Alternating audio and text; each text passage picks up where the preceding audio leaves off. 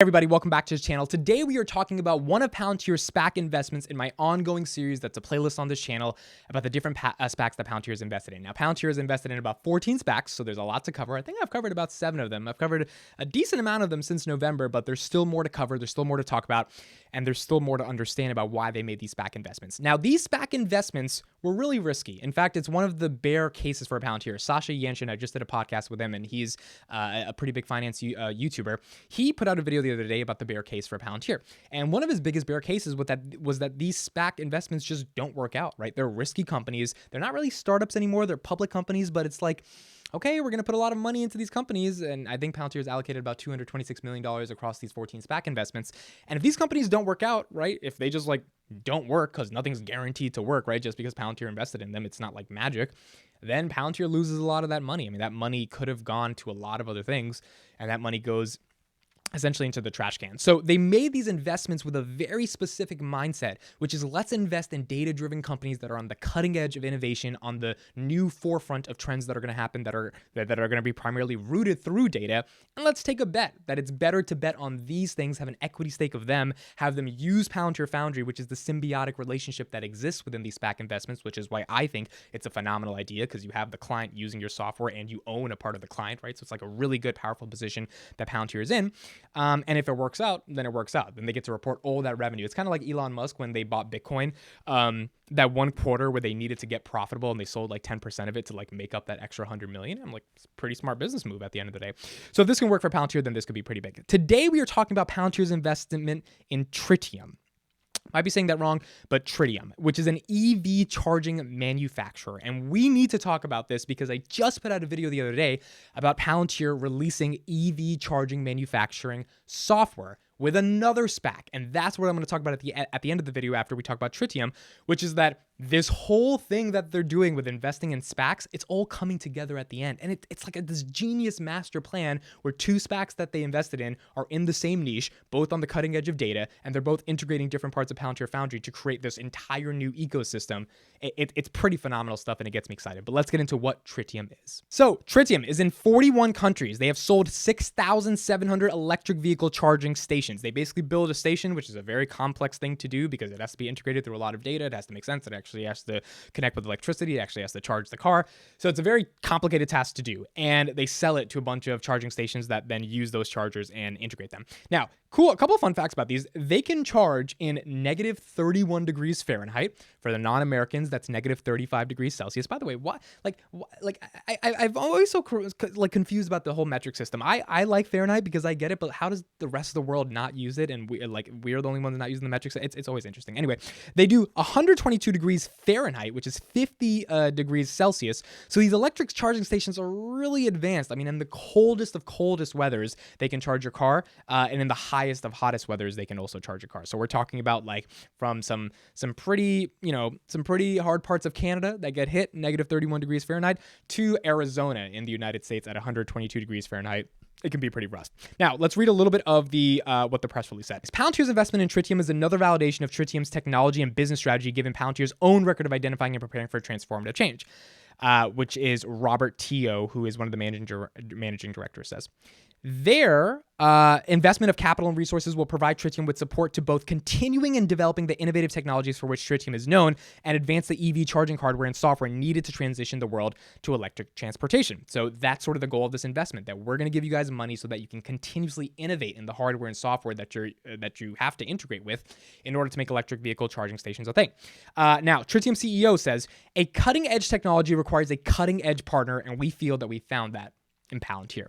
As Tritium enters a phase of rapid growth and expansion, we look forward to leveraging Palantir's investment and insights to expand Tritium's global e-mobility market share and set the company up for sustained growth and success. So this investment is a very unique relationship because Palantir is not only putting money, but they're putting their entire software that's giving Tritium the leverage to access multiple millions of data points in one place in order to build these electric vehicle charging stations. Now, really unique thing I wanted to show on their website, they started back in 1999, right? They developed their first product, which was the gold controller motor invert for solar vehicles. So the solar revolution of electric vehicles and stuff, this was starting a while ago, and Tritium was really on the cutting edge of this stuff a while back. The technology wasn't ready really back then. Now it's kind of getting into its prime, but they've been here since the beginning. 2001, they start developing e-mobility in the solar racing space. 2012, they provided the battery management system for the deep sea challenge that James Cameron took to the bottom of the Mariana Trench. That was a huge thing back in 2012.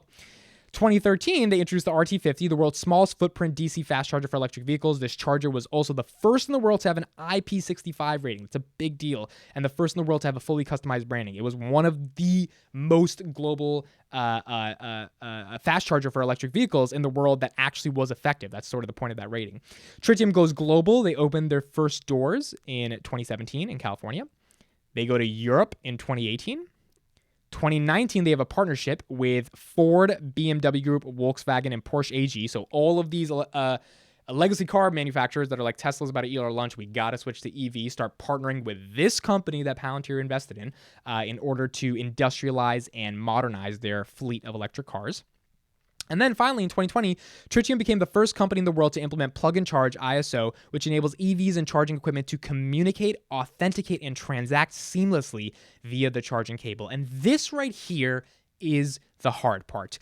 Being able to get EVs to understand how to work with charging equipment, communicate with that charging equipment, authenticate the relationship between the nozzle going into the car and actually providing the electricity, there is a lot of complications to be able to do that. And we can see in 1999, they started, and only until 2020, right, 2 decades later, was the technology finally in place, was the software finally in place, and was the time market demand finally in place for them to actually be able to go for it. Now, what does this mean for Palantir? So a couple of quick thoughts that I think are really, really important to understand here. Number one, EV electric vehicle charging market is exponentially exploding. I did a video on this with Palantir's new product offering, which is a EV connected operating system where all electric vehicle charging manufacturers are going to be able to communicate with each other. So like a New York EV has to communicate with a California EV, because if I'm doing a road trip, both that car needs to be able to get charging electricity from anywhere, right? And consumers don't care about the brand. You don't care about Shell or BP. You just care that you got to get gas when you need to get gas. So the software that Palantir is building here is a universal operating system that allows third-party data aggregators to build on top of their centralized hub of connecting electric vehicle charging stations with all their other network operators that they need to connect with in order to provide a really seamless experience for consumers at the end of the day, which is very important. Now, this is a big deal because Palantir has invested in an electric vehicle charging manufacturer. So one of the unique keen points about this is Palantir is creating a product offering for a market that they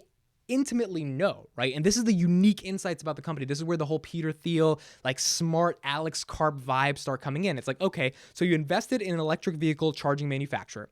You're building software for that charging manufacturer to use. You've probably tested this software on this charging manufacturer. They probably told you all the problems with it, all the things that could be improved, all the ways that it could be integrated to be even better. That gave you the comfort to make the investment. And now you're like, hey, well, we made the investment.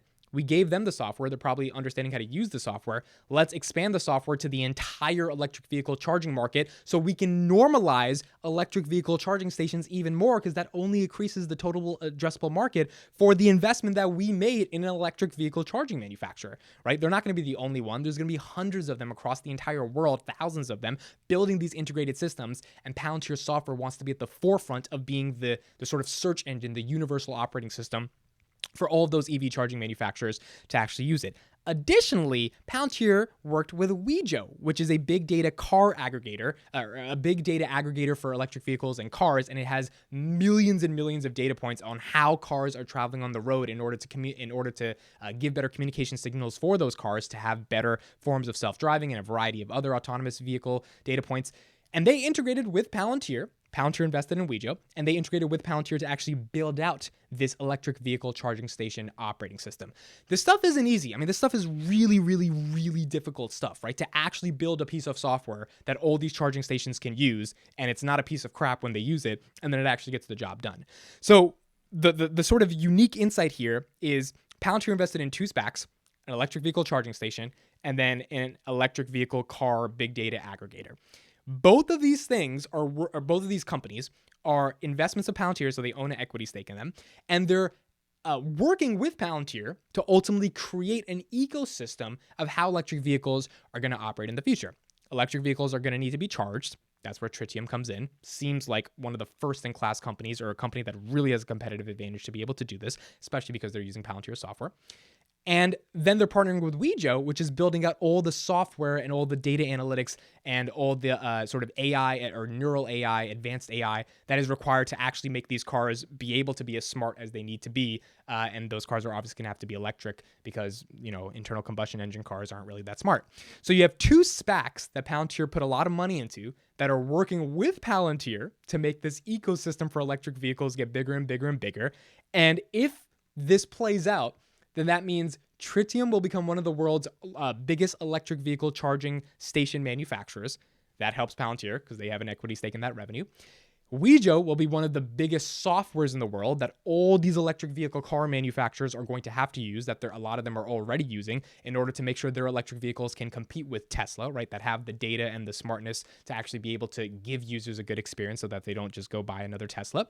And then they're working with Palantir together, integrated all three of them in order to make this market opportunity for electric vehicle charging stations to have a universal form of software that Tritium is likely using and that many other companies are using as well. The idea here is that this SPAC investment thing, if you had any doubts about it, and look, there are still doubts to be had. I mean, some of these might not play out, but a lot of it's starting to make sense. Electric vehicles are a huge, huge market opportunity, and Tesla's not going to own all of it because not only are there going to be competitors, but there's going to need to be people that do a lot of things for these electric cars to make sense. There's going to need to be charging stations. There's going to need to be software for those charging stations to actually be able to communicate with one another to create a seamless experience.